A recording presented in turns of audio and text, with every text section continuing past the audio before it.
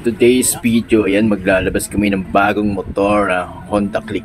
Dito yan sa Antipolo. Alright, panoorin nyo yung video na to kasi kung paano namin to ilalabas ng walang bayad-bayad. Wow! At wala nga tong bayad-bayad kasi utang na naman to ng 3 taon mga tol. So yung paghihirapan na naman to sa bawat minuto, no? Kaya napakahalaga na alagaan mo yung motor mo bago matapos yung 3 taon. Ingatan mong wag masira, wag masimplang, ha? Lahat ng ito ay dapat mong gawin. At syempre dahil Honda Click yan, version 3 na yan mga tol, napakaganda na yan. Yan ay pinakabago at latest yan na Honda Click. So dito yan sa Antipolo, Rizal. Ay shoutout sa naglalabas ng motor na yan. Actually hindi sa akin motor to, doon to sa bayaw ko. Yun yung may-ari, yung naka-blue jacket. Yun, shoutout sa'yo. Yun lang, dahil may problema tayo dito dahil wala pa tong ORCR sa loob ng 1 buwan. So ingat-ingat lang sa mga biyahe, lalo na sa LTO at sa mga checkpoint. Hanggang saan ba pwede mo dalhin yan dahil wala pa siyang ORCR? Kasi sir, bawal pa talaga po ilalabas pa yung wala yung ORCR. Kaso syempre gagamitin sa trabaho, di ba? Kukumute yan, lagi araw-araw kasi city yan sa PSA. Lagyan mo na ng gas sir. Gas. Yan na, kompleto na. Yung yung temporary, para papakita sa inspection, wala.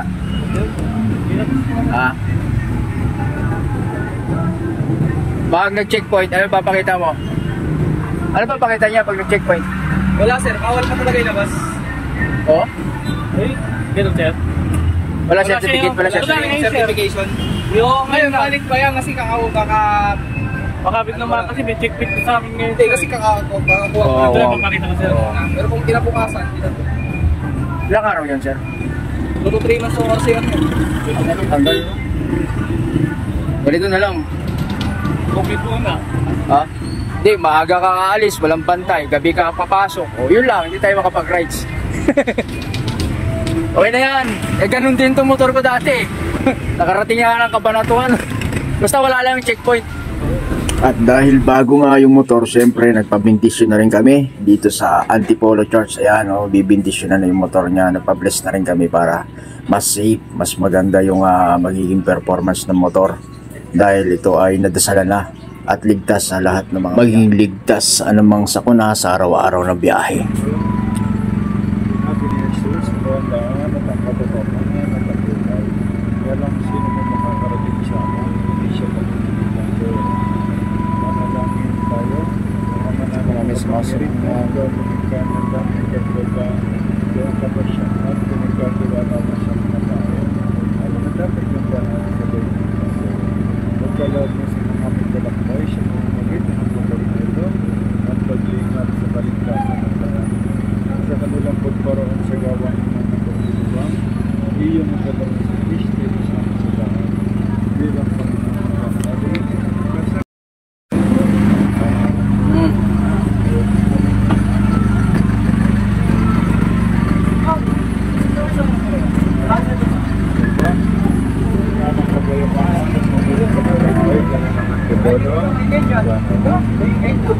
Nag-bless na rin ako. Salamat po.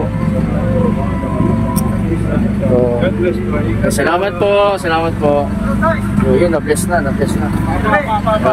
Dati may may souvenir pa Nakadami ako. Wala ngayon. Meron? Ito na. Ito na lang. Yan yung baga. Okay.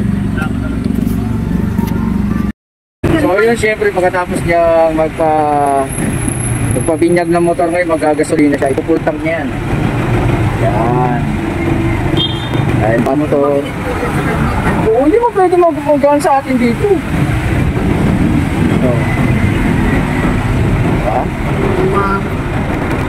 Malaki yung ulong. Ang problema rin yan, walang ORCR. So tago-tago lang muna. Hindi pa pwedeng i-ride sa malaya. 1 month pa yata bago magkaroon niya ng ORCR. Wala pa ORCR.